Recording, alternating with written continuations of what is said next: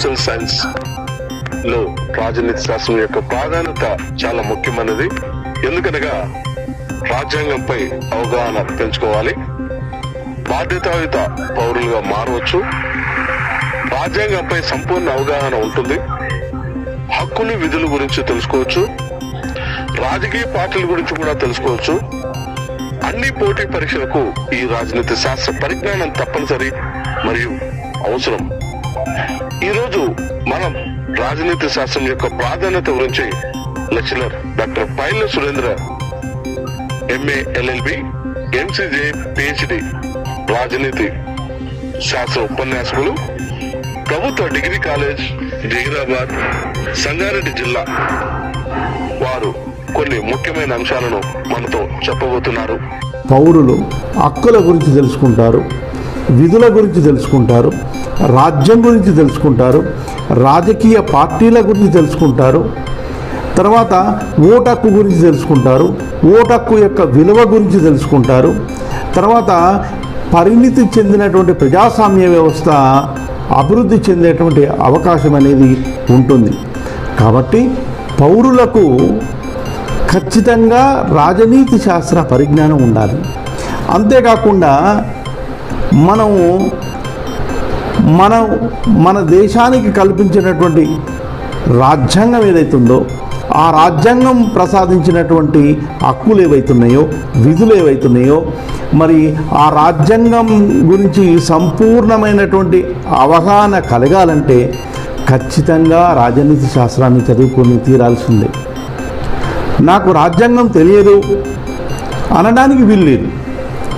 ప్రతి భారతీయ పౌరుడు కూడా ఖచ్చితంగా రాజ్యాంగం గురించి తెలుసుకొని ఉండాలి. కాబట్టి చదువుకునే ప్రతి విద్యార్థి ఖచ్చితంగా రాజనీతి శాస్త్రం యొక్క పరిజ్ఞానం అవసరం. కొన్ని ఎగ్జాంపుల్స్ కనుక తీసుకున్నట్లయితే, ఈరోజు నిరక్షరాస్యులు, రాజకీయ పరిజ్ఞానం లేనటువంటి ప్రాంతాలలో ఓటు హక్కును అమ్ముకునేటువంటి పరిస్థితి ఏర్పడ్డది. అంటే ఓటు హక్కు, దాని విలువ, ప్రజాస్వామ్య వ్యవస్థ, ప్రజల యొక్క పాత్ర, ఈ విషయాలన్నీ కూడా బాగా అర్థం కావాలంటే ఖచ్చితంగా రాజనీతి శాస్త్రాన్ని చదువుకొని తీరాల్సిందే. అందుకోసమే సాంఘిక శాస్త్రాలలో రాజనీతి శాస్త్రం అత్యంత ప్రధానమైంది, ఖచ్చితంగా చదువుకొని తీరాల్సినటువంటి సబ్జెక్టు. ఈరోజు అనేక నోటిఫికేషన్స్ పడుతున్నాయి.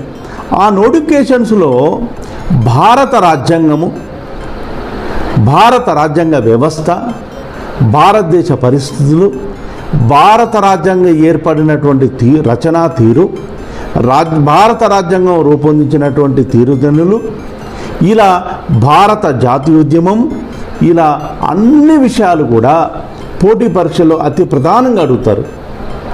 మరి ఆ విషయాలు మనం సంపూర్ణంగా తెలుసుకోవాలంటే ఖచ్చితంగా రాజనీతి శాస్త్రం చదువుకొని తీరాల్సిందే. అందుకోసమే పోటీ పరీక్షకు ప్రిపేర్ అయ్యేటువంటి ప్రతి అభ్యర్థి కూడా ఖచ్చితంగా రాజనీతి శాస్త్రాన్ని చదువుకొని తీరాల్సిందే. ముఖ్యంగా డిగ్రీ సెకండ్ ఇయర్లో భారత రాజ్యాంగం గురించి ఉంటుంది. భారత ప్రభుత్వ రాజకీయాలు అనేటువంటి పుస్తకంలో భారత రాజ్యాంగం గురించి ఉంటుంది. తర్వాత మొదటి సంవత్సరంలో ముఖ్యంగా రాజ్య వ్యవస్థ గురించి, సిద్ధాంతాల గురించి, ప్రపంచంలో ఉండబడినటువంటి రాజకీయ పరిస్థితుల గురించి ఉంటుంది. అటు తర్వాత ఈ రాజనీతి శాస్త్రంలోనే పొలిటికల్ ఫిలాసఫీ ఉంటుంది, రాజనీతి తత్వ విచారం ఉంటుంది. పూర్వకాలంలో రాజ్యం మీద ఏ రకమైన అవగాహన ఉండే, మధ్యయుగంలో ఎట్లుండే, గ్రీకుల కాలంలో ఎట్లా ఉండే మొదలైనటువంటి ఫిలాసఫికల్ సిద్ధాంతాలు కూడా మనం రాజనీతి శాస్త్రంలో భాగంగా మనం చదువుకుంటాం. కాబట్టి ఈ పోటీ పరీక్షలకు సిద్ధం కావాలంటే ఒక క్రమ పద్ధతిలో భారత రాజ్యాంగం గురించి నేర్చుకొని తీరాల్సి ఉంటుంది. అప్పుడు మాత్రమే పోటీ పరీక్షలకు మనం నెగ్గుకు రాగలుగుతాం. కేవలం గ్రూప్సే కాకుండా డిఎస్సి కానీ, తర్వాత ఇతర సబ్ ఇన్స్పెక్టర్ లాంటి ఇతర పోటీ పరీక్షల్లో కూడా ఖచ్చితంగా రాజనీతి శాస్త్రానికి సంబంధించినటువంటి బిట్స్ అడుగుతుంటాడు.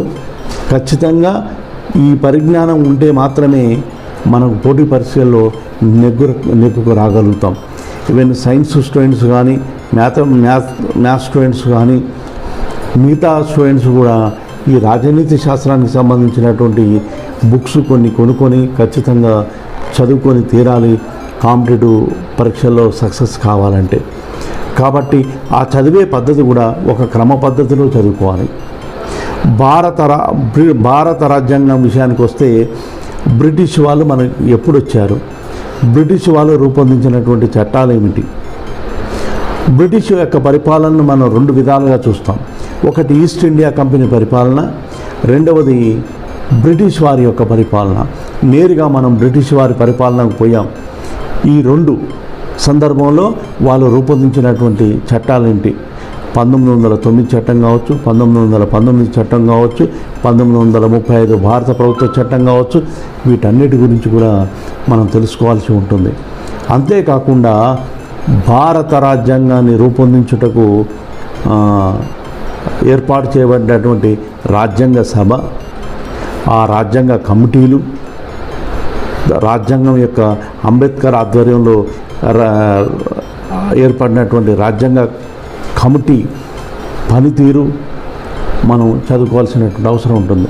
అటు తర్వాత అంబేద్కర్ నాయకత్వంలో రూపొందించినటువంటి భారత రాజ్యాంగం ఏదైతుందో ఆ భారత రాజ్యాంగంలో ప్రాథమిక హక్కులు, ఆదేశ సూత్రాలు, కేంద్ర ప్రభుత్వ అధికారాలు, రాష్ట్ర ప్రభుత్వం యొక్క అధికారాలు, సుప్రీంకోర్టు విధులు, హైకోర్టు విధులు, ప్రధానమంత్రి అధికారాలు విధులు, రాష్ట్ర ప్రభుత్వం యొక్క అధికారాల విధులు, తర్వాత వివిధ రాజకీయ పార్టీలు, స్థానిక సంస్థలు, 73, 74 ప్రకరణలు. మనం రాజనీతి శాస్త్రాన్ని చదువుకునేటప్పుడు క్షుణ్ణంగా ఒక క్రమ పద్ధతిలో చదువుకోవాల్సి ఉంటుంది.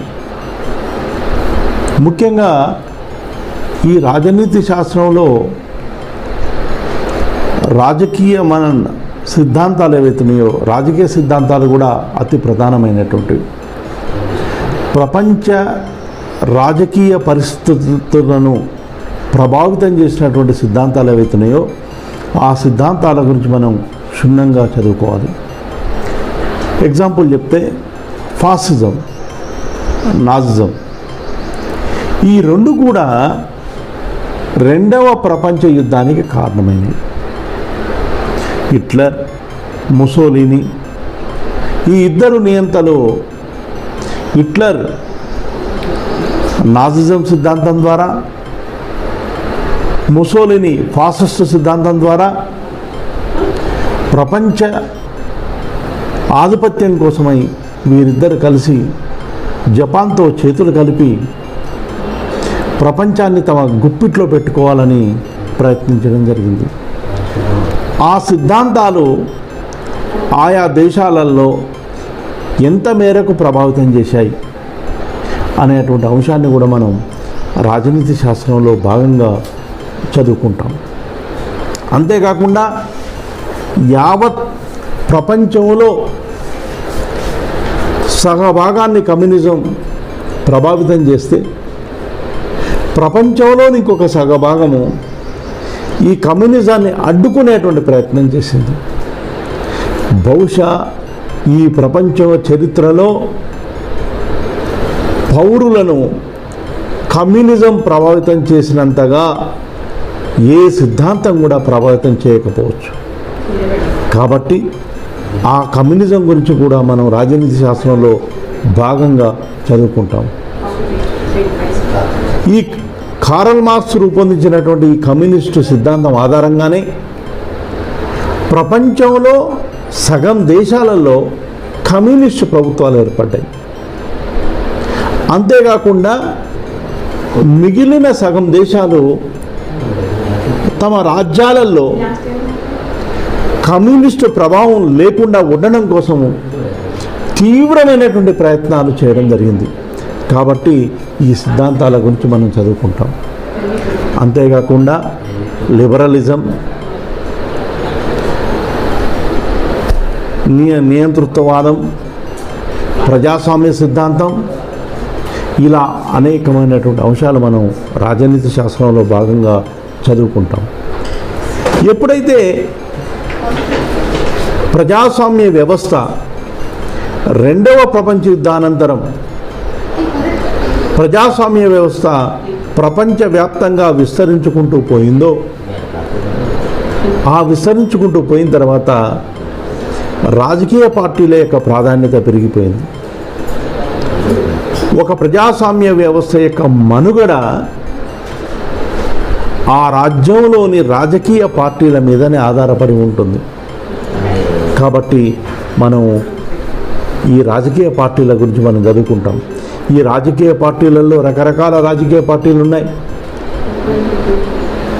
జాతీయ పార్టీలు, ప్రాంతీయ పార్టీలు, వాటి గురించి కూడా మనం అధ్యయనం చేస్తాం. కొన్ని దేశాలలో ఏకపార్టీ వ్యవస్థ ఉంది. ఎగ్జాంపుల్, కమ్యూనిస్టు దేశాలలో, అన్ని దేశాలలో ఏకపార్టీ వ్యవస్థ ఉంటుంది. అక్కడ ఒకే ఒక రాజకీయ పార్టీ ఉంటుంది. కొన్ని రాజ్యాలలో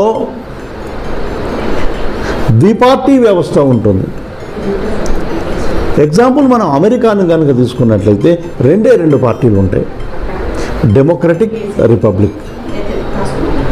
ఇంగ్లాండ్ తీసుకున్నట్లయితే అక్కడ కూడా రెండే పార్టీలు ఉంటాయి,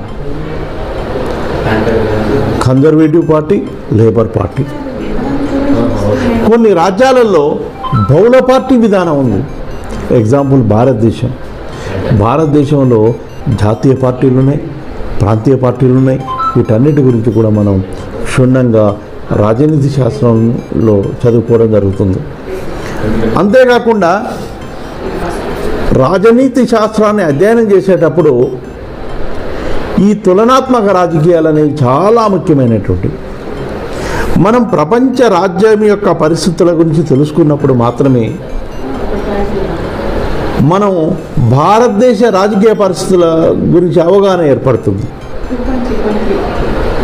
ఒక మాటలో చెప్పాలంటే ప్రతి విద్యార్థి ముఖ్యంగా గుర్తుంచుకోవాల్సిన విషయం ఏంటంటే, ప్రపంచ రాజకీయాలను 3 విభాగాలుగా విభజించవచ్చు. ప్రపంచ రాజకీయాలను 3 విభాగాలుగా విభజించవచ్చు. ఒకటి, బ్రిటన్ అనుసరిస్తున్నటువంటి పార్లమెంటరీ విధానం ఒకవైపు. రెండవది, అమెరికా అనుసరిస్తున్నటువంటి అధ్యక్ష తరహా విధానం ఇంకొక వైపు. ప్రపంచంలోని రాజ్యాలు సగం బ్రిటన్ యొక్క పార్లమెంటరీ తరహా విధానాన్ని అనుసరిస్తే, ఇంకా సగం రాజ్యాలు అమెరికా యొక్క అధ్యక్ష తరహా విధానాన్ని అనుసరిస్తున్నాయి. కాబట్టి మనం అమెరికా రాజకీయాలను, బ్రిటన్ యొక్క రాజకీయాలను కనుక మనం అధ్యయనం చేసినట్లయితే, నేర్చుకున్నట్లయితే, మనం ప్రపంచ రాజకీయాలను మొత్తం కూడా చదివినట్లయిపోతుంది. ప్రపంచంలోని రాజ్యాలు ఇటు అమెరికా లేదా బ్రిటన్ ఏదో ఒక దాన్ని అనుసరిస్తూ తమ పరిస్థితులకు అనుగుణంగా తమ రాజ్యాంగాన్ని రూపొందించుకున్నాయి.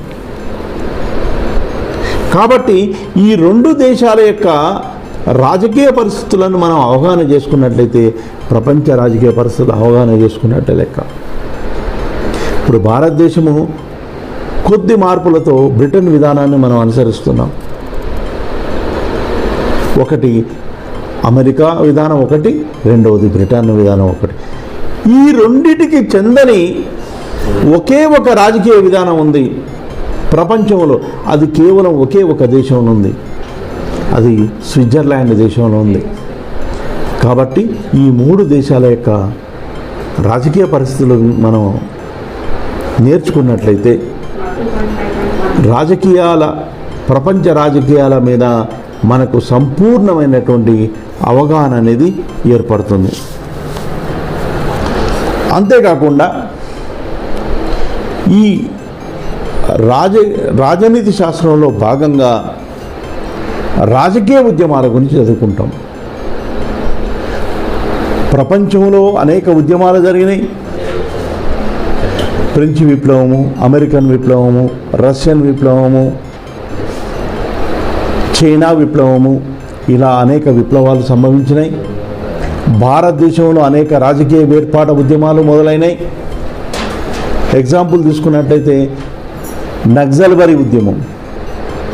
ఈ నక్సల్బరీ ఉద్యమం భారతదేశాన్ని తీవ్రమైనటువంటి ప్రభావం చూపించింది. తర్వాత గూర్ఖాల్యాండ్ ఉద్యమం, బెంగాల్లో వచ్చినటువంటి గూర్ఖాల్యాండ్ ఉద్యమం, తర్వాత బీహార్లో వచ్చినటువంటి జార్ఖండ్ ఉద్యమం, తర్వాత తెలంగాణలో వచ్చినటువంటి ప్రత్యేక తెలంగాణ ఉద్యమం, అంతేకాకుండా అనేక మహిళా ఉద్యమాలు వచ్చినాయి. ఆ మహిళా ఉద్యమాలలో అతి ప్రధానమైనటువంటిది సారా వ్యతిరేక ఉద్యమం, మహిళా హక్కుల ఉద్యమం. వాటన్నిటి గురించి కూడా మనం రాజనీతి శాస్త్రంలో భాగంగా మనం చదువుకోవడం జరుగుతుంది. అంతేకాకుండా రైతు ఉద్యమాల గురించి చదువుకుంటాం. ఉత్తరప్రదేశ్లో మొన్న వచ్చినటువంటి పంజాబ్లో వీటికి కూడా రాజనీతి శాస్త్రంలో కీలకమైనటువంటి పాత్ర ఉంటుంది. అంతేకాకుండా విద్యార్థి ఉద్యమాల గురించి చదువుకుంటాం. అస్సాం గణ పరిషత్ అనేటువంటి ఒక విద్యార్థి సంఘం ఏర్పాటై ఆ రాష్ట్రాన్ని అధికారంలోకి తీసుకురావడం జరుగుతుంది ఆ విద్యార్థి సంఘం. కాబట్టి విద్యార్థి ఉద్యమం. అంతేకాకుండా భారతదేశంలో ఉండబడినటువంటి విధానం ఏదైతుందో క్వాసీ ఫెడరలిజం, అర్ధ సమాఖ్య విధానం ఏదైతుందో ఆ అర్ధ సమాఖ్య విధానం గురించి కూడా మన రాజనీతి శాస్త్రంలో చదువుకోవడం జరుగుతుంది. భారతదేశం అటు సమాఖ్య కాకుండా ఇటు ఏకకేంద్ర కాకుండా సహకార సమాఖ్య విధానాన్ని మనం ఏర్పాటు చేసుకోవడం జరిగింది. ఆ ఏర్పాటు చేసుకునే పరంపరలో అనేక సందర్భాలలో కేంద్రానికి రాష్ట్రానికి మధ్య వివాదాలు ఏర్పడ్డాయి. ఆ కేంద్ర రాష్ట్రాల మధ్య ఏర్పడ్డటువంటి వివాదాల గురించి మనం రాజనీతి శాస్త్రంలో భాగంగా మనం చదువుకుంటాం. ఆ వివాదాల పరిష్కారం కోసము కొన్ని కమిషన్లు వచ్చినాయి. కేంద్రము రాష్ట్రాల హక్కులను హరిస్తుంది అని తమిళనాడు ప్రభుత్వం తీవ్ర స్థాయిలో విరుచుకుపడి రాజమన్నార్ కమిషన్ వేసింది. 1983 తర్వాత దక్షిణ భారతదేశంలో కాంగ్రెసేతర ప్రభుత్వాలు ఏర్పడి కేంద్రంపై మూకుమ్మడిగా దాడి చేశాయి. రాష్ట్రాల యొక్క హక్కులను కేంద్రం హరిస్తుంది, కేంద్రము నియంతృత్వ ధోరణి అవలంబిస్తుంది. దానికి దిగొచ్చినటువంటి కేంద్ర ప్రభుత్వము సర్కారియా కమిషన్ వేయడం జరిగింది. ఈ సర్కారియా కమిషను, రాజమన్నార్ కమిషను, ఎలక్షన్ల ధోరణులు, 1952 నుండి మొదలైనటువంటి సార్వత్రిక ఎన్నికలు, మొన్నటి వరకు జరిగినటువంటి ఆ ఎన్నికల తీరుతెన్నుల గురించి కూడా మనం రాజనీతి శాస్త్రంలో మనం భాగంగా చదువుకోవడం జరుగుతుంది. అంతేకాకుండా అంతర్జాతీయ సంబంధాలు కూడా రాజనీతి శాస్త్రంలో భాగంగా మనం అధ్యయనం చేస్తాం. ఈ అంతర్జాతీయ రాజకీయాలు కూడా రాజనీతి శాస్త్రంలో కీలకమైనటువంటి పాత్ర వహిస్తాయి. పోటీ పరీక్షల్లో కూడా ఇవి ప్రధానంగా అడుగుతుంటాడు. అయితే వివిధ రాష్ట్రాలలో ఏర్పడ్డటువంటి ఏకీకరణ ఉద్యమాలు 16వ శతాబ్దం కంటే ముందు 17వ శతాబ్దం మధ్య రాజ్యాల యొక్క సరిహద్దులు అనేవి లేవు. ఎప్పుడైతే రాజ్యాల యొక్క సరిహద్దులను గుర్తించడం జరిగిందో అటు తర్వాత ఏకీకరణ ఉద్యమాలు జరిగాయి. అటు తర్వాత ఫ్రెంచ్ విప్లవం వచ్చింది, అమెరికన్ విప్లవం వచ్చింది, తర్వాత వచ్చేసి చైనా విప్లవం వచ్చింది, రష్యా విప్లవం వచ్చింది. వీటన్నిటి గురించి కూడా మనం రాజనీతి శాస్త్రంలో భాగంగా చదువుకుంటాం. అంతర్జాతీయ అధికార పాకులాట కోసము మొదటి ప్రపంచ యుద్ధం వచ్చింది, ఆధిపత్యం కోసం. ఆ మొదటి ప్రపంచ యుద్ధం అది తీసుకొచ్చినటువంటి నష్టము, ఆ మొదటి ప్రపంచ యుద్ధానికి దారి తీసినటువంటి పరిస్థితులు ఏంది అని మనం రాజనీతి శాస్త్రంలో భాగంగా చదువుకోవడం జరుగుతుంది. ఎప్పుడైతే మొదటి ప్రపంచ యుద్ధం భయంకరమైనటువంటి నష్టాన్ని తీసుకొచ్చిందో ఇలాంటి యుద్ధము మరొకటి రావద్దు, ప్రపంచానికి ఇలాంటి వినాశనం మరొకసారి పునరావృతం కావద్దు అని చెప్పేసి నానాజాతి సమితిని ఏర్పాటు చేసుకోవడం జరిగింది. ఆ నానాజాతి సమితి యొక్క ఏర్పాటు, ఆ నానాజాతి సమితి యొక్క పనితీరు, ఆ నానాజాతి సమితి యొక్క వైఫల్యాల గురించి కూడా మనం రాజనీతి శాస్త్రంలో భాగంగా అధ్యయనం చేసుకుంటాం. ఎప్పుడైతే నానాజాతి సమితి వైఫల్యం చెందిందో అటు తర్వాత ప్రపంచ ఆధిపత్యం కోసం రెండవ ప్రపంచ యుద్ధం ప్రారంభమైంది. ఆ రెండవ ప్రపంచ యుద్ధంలో జర్మనీ యొక్క పాత్ర ఏంటి, ఎంతవరకు కారణం జర్మనీ, ఇటలీ ఎంతవరకు కారణం, ఇంగ్లాండ్ ఫ్రాన్స్ల యొక్క వైఖరి ఏంటి, అవి రెండవ ప్రపంచ యుద్ధానికి ఎంతవరకు కారణం, జపాన్ యొక్క విజృంభణ ఏంటి, జపాన్ రెండవ ప్రపంచ యుద్ధానికి ఎంతవరకు కారణం, అగ్రరాజ్యమైనటువంటి అమెరికా యొక్క వైఫల్యం ఏంటి, రెండవ ప్రపంచ యుద్ధంలో అమెరికా యొక్క పాత్ర ఏంటి, వీటన్ని అంశాలను మనం క్షుణ్ణంగా చదువుకుంటాం.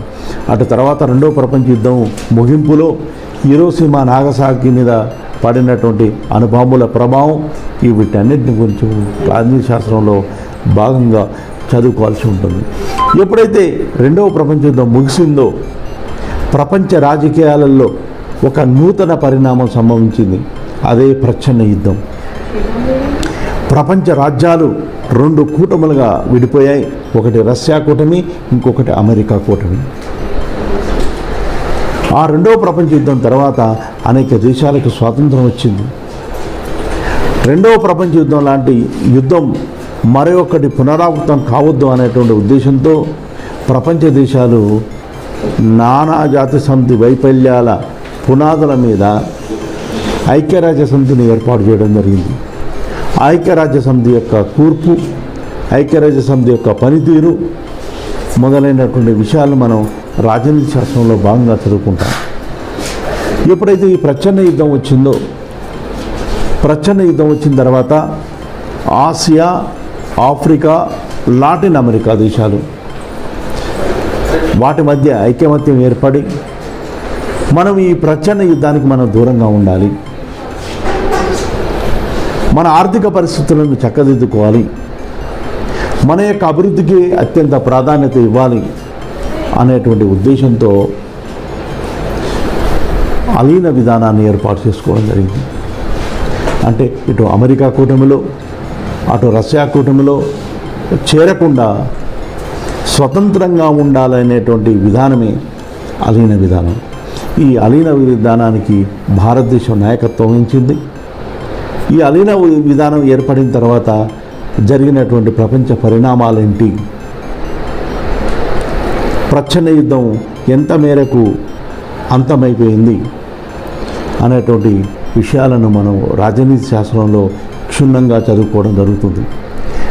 తర్వాత ఈ ప్రచ్ఛన్న యుద్ధం రష్యా యొక్క విచ్ఛిన్నం తర్వాత ఆగిపోయింది. అంతేకాకుండా అలీన ఉద్యమం యొక్క ప్రభావం, తీవ్రమైనటువంటి ఒత్తిడి ఈ ప్రచ్ఛన్న యుద్ధం మీద పడింది. ఆ విషయాలన్నింటినీ కూడా మనం క్షుణ్ణంగా చదువుకోవడం జరుగుతుంది. అంతేకాకుండా భారతదేశం ఇరుగు పొరుగు ఇతర ప్రపంచ రాజ్యాలతోని భారతదేశం యొక్క సంబంధాలేంటి, ముఖ్యంగా అమెరికాతో భారతదేశం యొక్క సంబంధాలేంటి, నాటి నుండి నేటి వరకు స్వతంత్రం రాకముందు అమెరికాతో ఉండబడినటువంటి సంబంధాలు, ప్రపంచ రాజకీయాలలో ప్రచ్ఛన్న యుద్ధ కాలంలో అమెరికా ఒకవైపు రష్యా ఒకవైపు ఉన్నప్పుడు భారతదేశం యొక్క పాత్ర ఏంటి, ఎంతవరకు రష్యా వైపు మొగ్గు చూపింది, ఎంతవరకు అమెరికాతో సంబంధాలు ఏర్పాటు చేసుకుంది. ఏకధ్రువ ప్రపంచం ఎప్పుడైతే రష్యా యుఎస్ఎస్ఆర్ విచ్ఛిన్నం చెందిందో అటు తర్వాత ప్రపంచమంతా ఏకధ్రువ ప్రపంచం అయిపోయింది. అప్పుడు భారతదేశానికి అమెరికాకు ఉండబడినటువంటి సంబంధాలేంటి అనేటువంటి అంశాలను మనం క్షుణ్ణంగా రాజనీతి శాస్త్రంలో భాగంగా మనం అధ్యయనం చేస్తాం. అటు తర్వాత రష్యాతో భారతదేశానికి ఉండబడినటువంటి సంబంధాలు, లెనిన్ కాలంలో భారతదేశానికి రష్యాకు ఉండబడినటువంటి సంబంధాలు, తర్వాత స్టాలిన్ వచ్చిన తర్వాత స్టాలిన్తో భారతదేశానికి ఉండబడినటువంటి సంబంధాలు, స్టాలిన్ కాలంలో, స్టాలిన్ మరణానంతరం నెహ్రూ రష్యా వైపు ఎలా ఆకర్షితుడయ్యాడు, సామ్యవాద విధానాన్ని ఎలా అడాప్ట్ చేసుకున్నాడు, మొదలైనటువంటి అంశాలను మనం రాజనీతి శాస్త్రంలో భాగంగా చదువుకుంటాం. అటు తర్వాత రష్యా విచ్ఛిన్నమైన తర్వాత రష్యాతో ఉండబడినటువంటి స్నేహ సంబంధాలు, ఉక్రెయిన్ యుద్ధం వరకు కూడా మనం క్షుణ్ణంగా రాజనీతి శాస్త్రం భాగంగా మనం చదువుకోవడం జరుగుతుంది. అటు తర్వాత భారతదేశానికి చైనాతో ఉండబడినటువంటి సంబంధాలు, పంచశీల సూత్రాలు కానీ, అటు తర్వాత వికటించినటువంటి చైనా సంబంధాలు, 1962లో చైనాకు మనకు జరిగినటువంటి యుద్ధం, ఆ యుద్ధం వచ్చినటువంటి యుద్ధంకి దారితీసినటువంటి పరిస్థితులు, తర్వాత టిబెట్ సమస్య, ప్రస్తుతం చైనాకు భారతదేశానికి ఉండబడినటువంటి సమస్యలు, సరిహద్దు సమస్యలు మొదలైనటువంటి అంశాలన్నింటినీ ప్రతి విద్యార్థి క్షుణ్ణంగా చదువుకోవాల్సి ఉంటుంది. అటు తర్వాత పాకిస్తాన్కి భారతదేశానికి ఉండబడినటువంటి సంబంధాలు ఏంటి, దేశ విభజన అనంతరం తలెత్తినటువంటి సమస్యలేంటి, కాశ్మీర్ సమస్య, హైదరాబాద్ దక్కన్ సమస్య మొదలైనటువంటి అంశాలు రాజనీతి శాస్త్రంలో భాగంగా చదువుకోవాల్సి ఉంటుంది. అటు తర్వాత పాకిస్తాన్తో ఎదురైనటువంటి 2 యుద్ధాల గురించి మనం చదువుకుంటాం. 65లో 71లో జరిగినటువంటి యుద్ధాల గురించి కూడా మనం రాజనీతి శాస్త్రంలో భాగంగా మనం నేర్చుకోవడం జరుగుతుంది. అటు తర్వాత నేపాల్తో సంబంధాలు, నేపాల్తో ఉండబడినటువంటి విదేశాంగ సంబంధాలు, అటు తర్వాత శ్రీలంకతో ఉండబడినటువంటి సంబంధాలు మొదలైనటువంటి అంశాలన్నింటినీ కూడా మనం క్షుణ్ణంగా చదువుకోవడం జరుగుతుంది. నెక్స్ట్ వచ్చేసారి భారత రాజ్యాంగం గురించి క్షుణ్ణంగా చదువుకునేటువంటి ప్రయత్నం చేద్దాం.